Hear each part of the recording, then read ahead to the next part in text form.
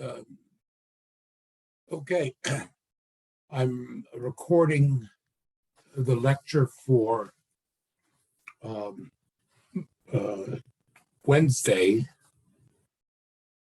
uh, and it will be followed by the Friday lecture as normal. And I think we have four more lecture periods. So that's the program.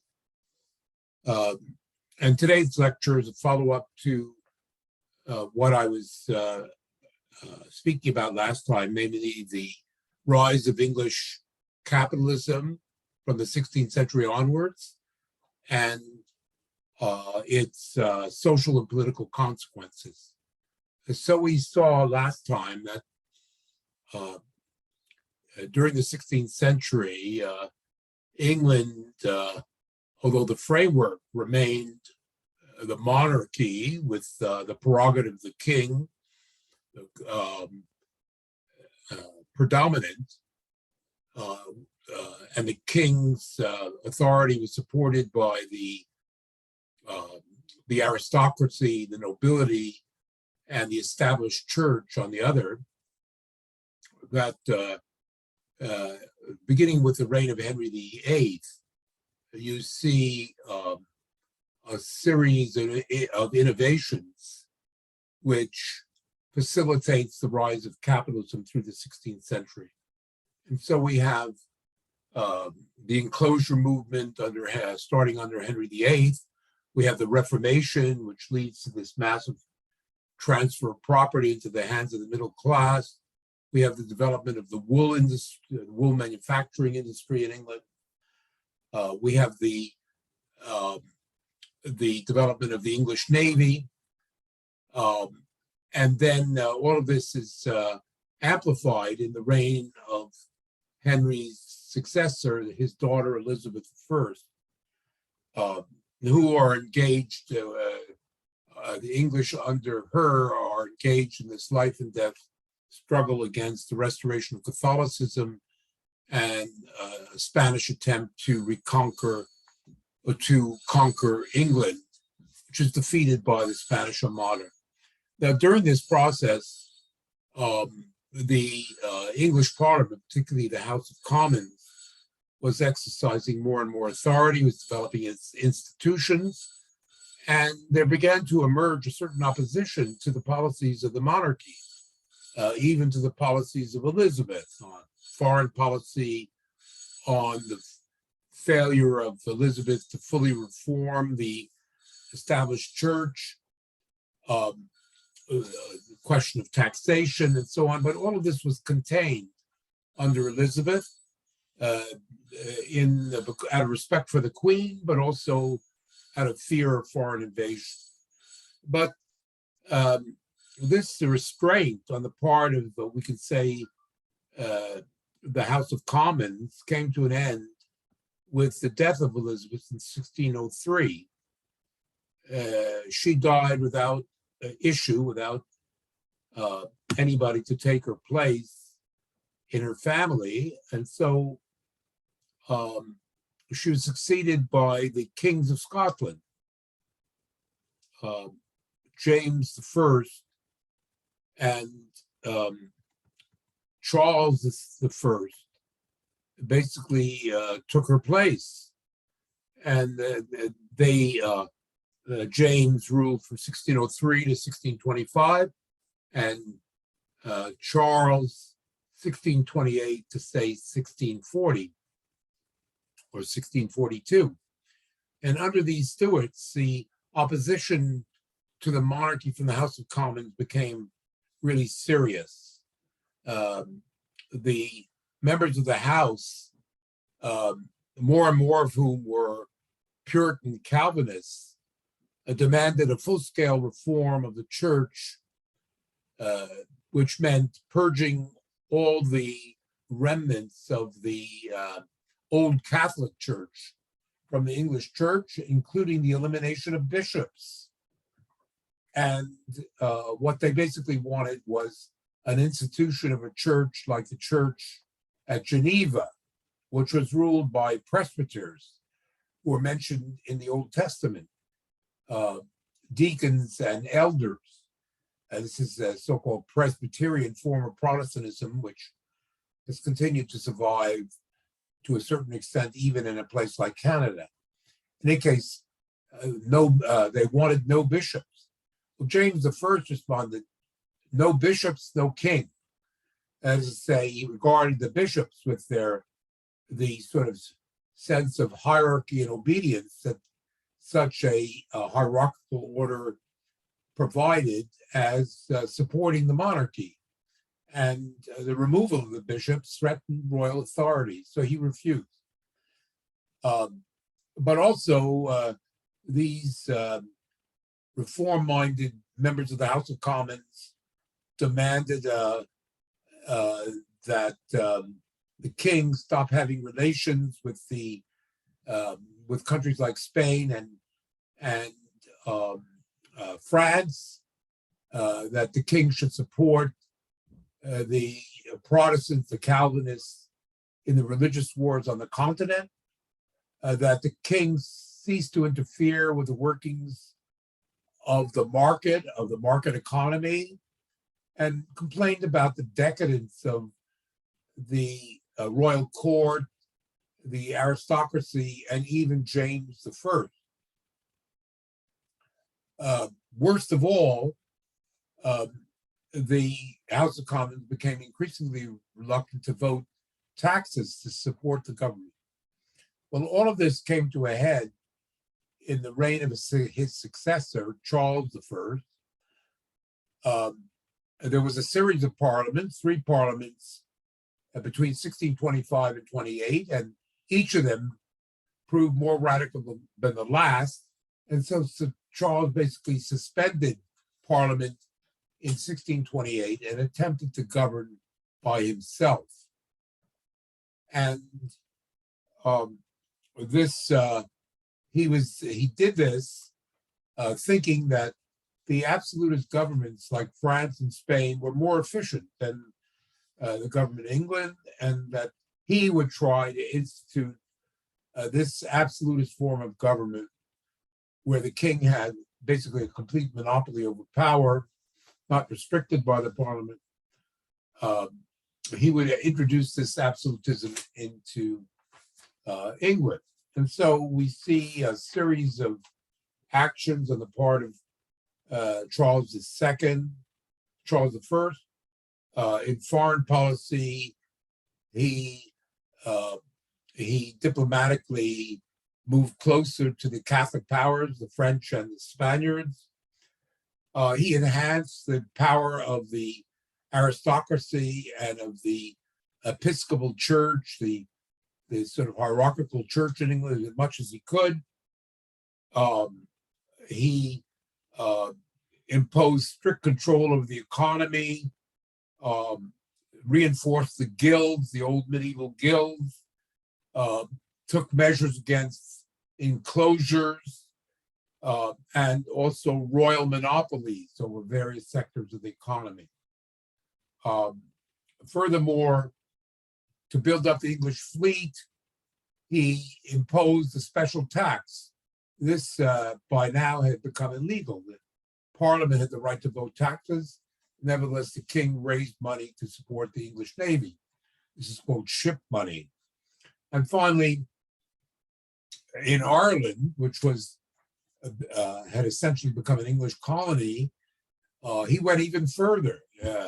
The royal government there was a complete absolutism, and many in England feared that, in fact, the king was using Ireland as an experiment, that he would bring in this completely absolutist government into England. Well, this policy lasted 10 years until 1638, and it seemed to be increasingly a success. England was quiet under this absolutizing royal policy. However, in 1638, Charles made a mistake. He listened to the Archbishop of Canterbury, William Laud, who had enforced all of these policies. Laud, in fact, instituted a purge of the English church. The English church had been infiltrated by these radical Puritan preachers, professors in the universities. He purged the university of all of these elements. He more and more introduced elements of the Catholic liturgy, the high altar, the ecclesiastical vestments of the Catholic Church. And although he refrained from actually introducing Catholic doctrines like free will, nevertheless, it seemed like the church was moving in a Catholic doctrine to the outrage of the Puritans. Well, Laud, having, it seemed, being successful, he proposed to Charles that this policy of moving back to a more Catholic form of worship and a hierarchical form of church organization, which of course would reinforce royal power, that this policy be introduced in Scotland.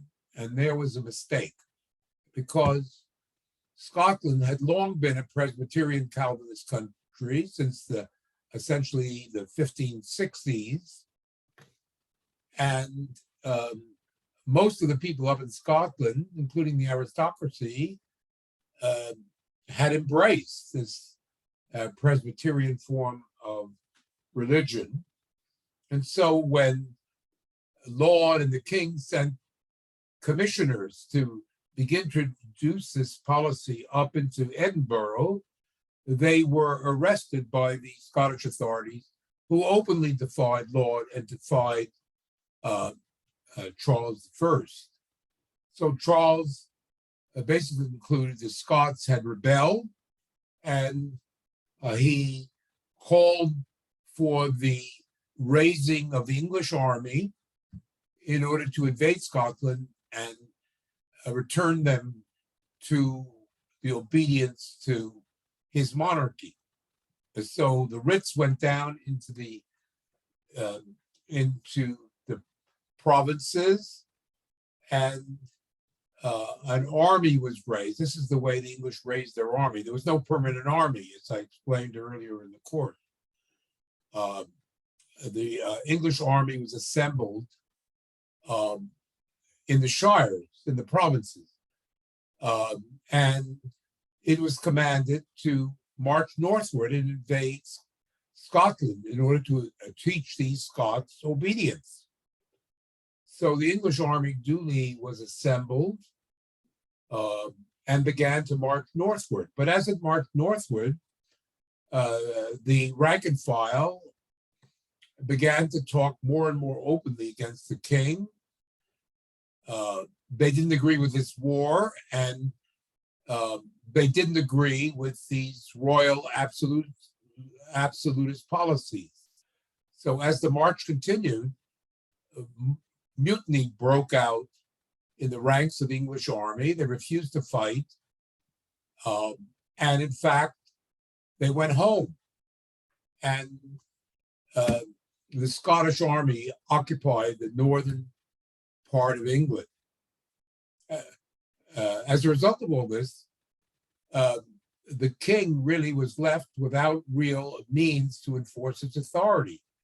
The provinces were in revolt, and so he had no choice but to call for a new parliament. He proclaimed that new elections should be held in 1640, and they were. And the MPs elected were the most radical scene yet. And these many of these members of parliament were Puritans, but also very angry at the absolutizing policies of the king, and determined to basically impose a constitutional monarchy on Charles, whether he liked it or not. And so for the next 2 years, there was basically an impasse in London, a political crisis. On the one hand, the parliament was demanding religious reform and a constitutional monarchy, and the king was insisting that his policies of absolutizing government were correct. Uh, so English government was paralyzed until the king finally got fed up. And one fine day in the spring, he and a group of aristocrats who surrounded him in the royal court, in the royal palace, they decided to basically march to the parliament and seize the leaders of this parliamentary opposition. But as they marched through the streets of London, the church bells began to sound. The people began to assemble. The king invaded the House of Commons, tried to arrest the leaders, who all fled out the back door. And the king had to return to the palace empty-handed. Meanwhile, the Londoners revolted. They wanted the king's head. And he had to flee London, and he fled to Oxford, where he began to assemble a royal army. Civil War broke out, 1642 to 1645. Now, in terms of the Civil War, who supported the king? Well, the aristocracy and whatever was left of the English church supported the king. They were the royalists. And from a geographic point of view, the support came from northern England and western England. These were the places where the economy was the least capitalist, still largely feudal, under the control of these aristocrats. The aristocrats and their retainers, some of the towns, many of the peasants, quite uneducated, they supported their landlords and their king. So they were the royalists. On the other hand, the parliament also raised military forces, and they had the support of the English Navy, the English Merchant Marine, the City of London, the progressive towns of the south of England, where the manufacturing and trade was most vigorous, the middle class, the skilled craftsmen, the enterprising farmers. These are the people. The vanguard of capitalism supported the parliament, and parliament also had the money for obvious reasons. Well, the war lasted 3 years.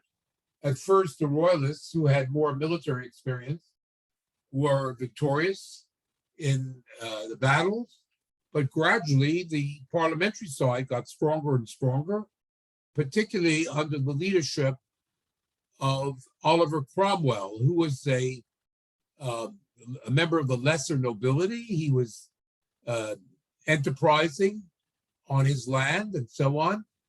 And he turned out to be a military genius. And he raised these armies of essentially the middle class, especially the lower middle class. And these armies, who were galvanized by this Puritan ideology, they were fanaticized by the idea that they were doing God's work, they defeated the royalists. And by 1647, the king was a prisoner. Ultimately, he was executed by order of Parliament in 1649. And England, for the next years until 1660, became a republic. Well, surprise, surprise, in 1660, the House of Commons, after Cromwell had died, he died in 1658, decided to restore the king. So in 1660, the son of the executed Charles II, Charles II becomes king. And this period of his governance is known as the restoration of the monarchy, but also restoration of the House of Lords, restoration of the Anglican Episcopal Church. The whole establishment came back. Of course, first of all, you asked the question, why did the parliament bring back and restore the monarchy? Because of the threat of democracy. That's the answer. Because in the course of these civil wars, the common people, the lower middle class, to a certain extent, the working, whatever there was of a working class, they fought in these wars. And in the course of the wars, they had political discussions, and they decided that, in fact, not only should Parliament rule, but Parliament should be elected on the basis of a democratic franchise. They were fighting and dying in battle, and they wanted political rights. They wanted a democratic political rights. Well, the leaders of the Parliament had bargained for that.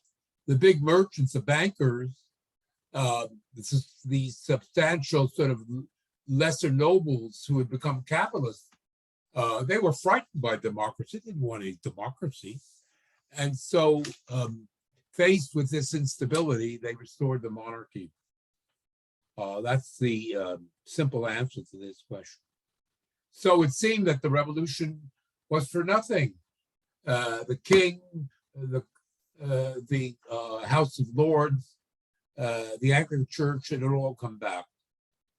However, everything had changed, because in coming back, Charles II had to agree that the House of Commons had the right to tax. They had the power of the purse, and he could not raise taxes independently of the Parliament, which in practice meant constitutional monarchy. That's the essence. The House, the representative body, raises taxes for the executive, and therefore ultimately it controls the executive.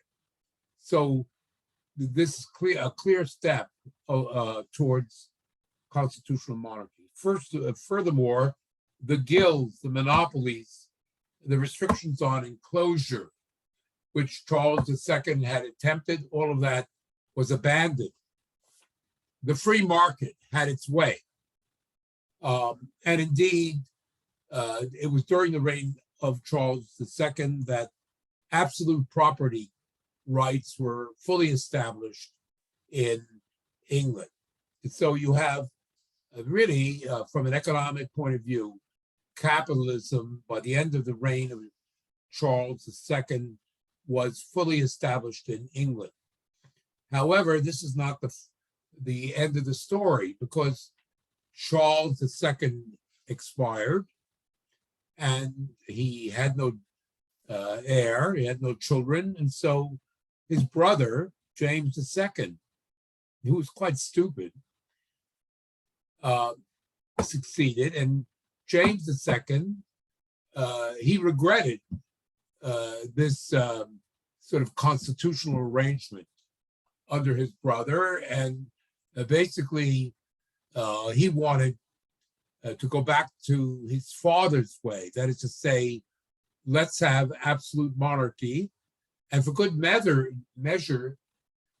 James decided to secretly convert to the Catholic religion, which by this point in England horrified people.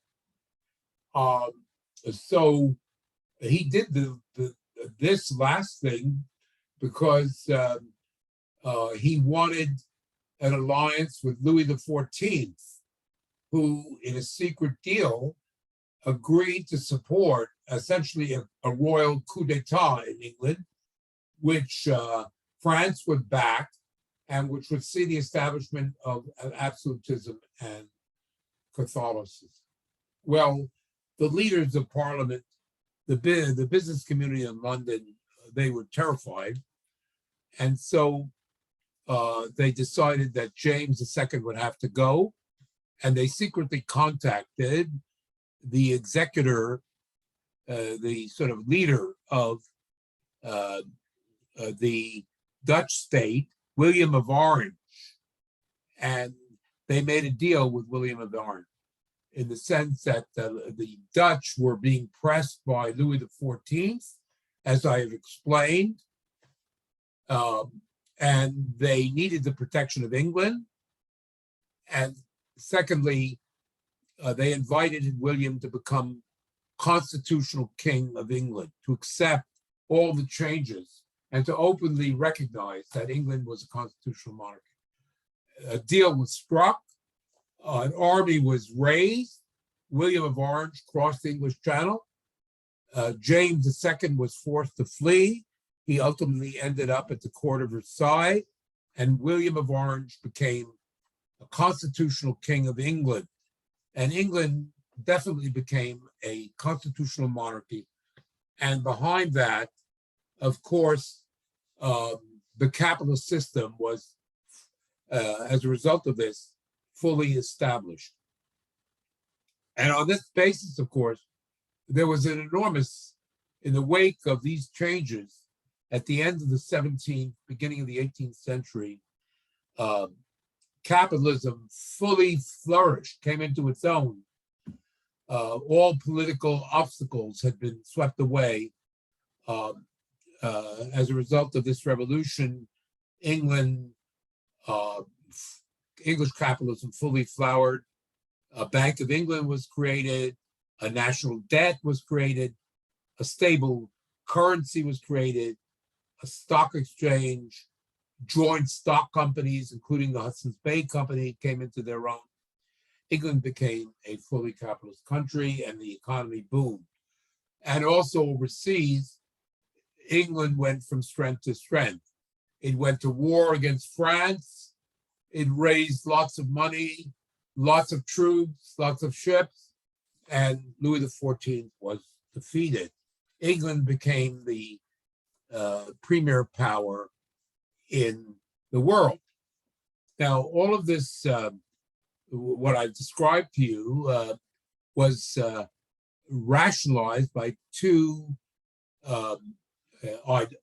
ideologists, basically people, intellectuals who basically justified the changed political order. John Locke and Adam Smith.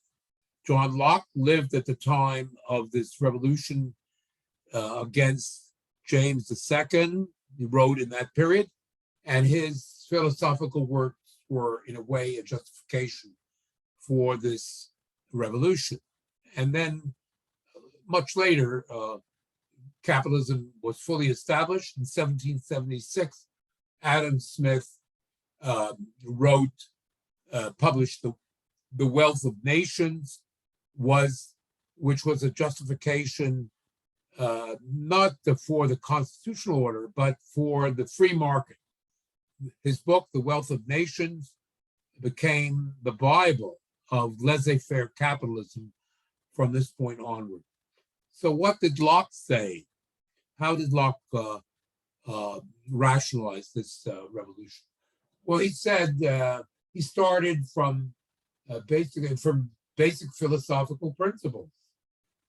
He said that religious teachers and previous philosophers had always assumed that our ideas, they came from religion, they came from custom, they came from tradition,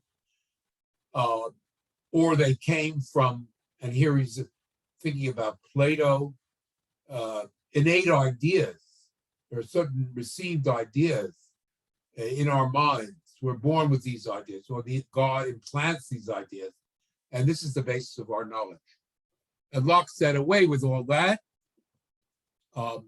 The only basis of our knowledge and ultimately our rationality emerges from our experience. It's our experience of the world from the time that we're infants. The cumulative experience that we accommodate as individuals is the basis of our knowledge of the world. So this is what we call empiricism, empirical philosophy, positive philosophy. Our knowledge comes from facts, from the natural world. And notice that this is the period of Isaac Newton, and Isaac Newton had a sort of a framing influence on all of this. And so what Locke concludes is that the rational individual basically develops his or her, well, women had no account, his knowledge basically from experience. And based on this experience, individuals who developed the power of reason out of all of this understood their own rational self-interest. And so he continued, a good society is one which allows individuals to best pursue their rational self-interest without interference. Obviously, if they're murderers or they're robbers, he's against that. But beyond that, everybody should be allowed to pursue their rational self-interest. And if they don't, if they're not allowed to do so, if the government interferes with the pursuit of rational self-interest, this is essentially a tyrannical government. And if people are not allowed by the government to pursue their rational interests, they have the right to rebel and overthrow that government and institute by common agreement a new government which will be founded on the rights of individuals to pursue their self-interest. Well, basically, this is an apologetic for behind all this, these words, for the market economy, the free reign of individuals maximizing opportunity in the market economy. Well, with Adam Smith, this is not covered up by political philosophy. Smith tried to show that, in fact, the pursuit of by individuals of their individual self-interest with a minimal of interference by government maximizes the wealth of society. Now, up until the time of Smith, people had believed that government interference in the economy was necessary in order to develop the economy, to protect the economy, and that wealth of society could be measured by the amount of money, gold and silver, which was available to the government. This is mercantilism. Smith said no, that the wealth of society is based on the amount of material wealth that it produces and the degree to which the entrepreneurs in the society can pursue unrestricted trade, both in the internal market and with foreigners. In other words, freedom of the market, maximum freedom of the market. And that the market is essentially it is a self-adjusting mechanism. Supply and demand, if you leave the market alone, supply and demand will naturally balance itself out. People will take care of, if there's a shortage of supply, those who produce goods will see opportunities and they will produce for the market. So the government has a minimal role. It should protect property, it should build some roads and bridges, but it should get out of regulating the economy, a laissez-faire economy. And the ideas of Locke on sort of constitutional government and Smith's ideas on the market economy, from this point on, these become the apologetics of capitalism down to our own day. So we'll resume and see how this worked out, particularly in France, in the next lecture.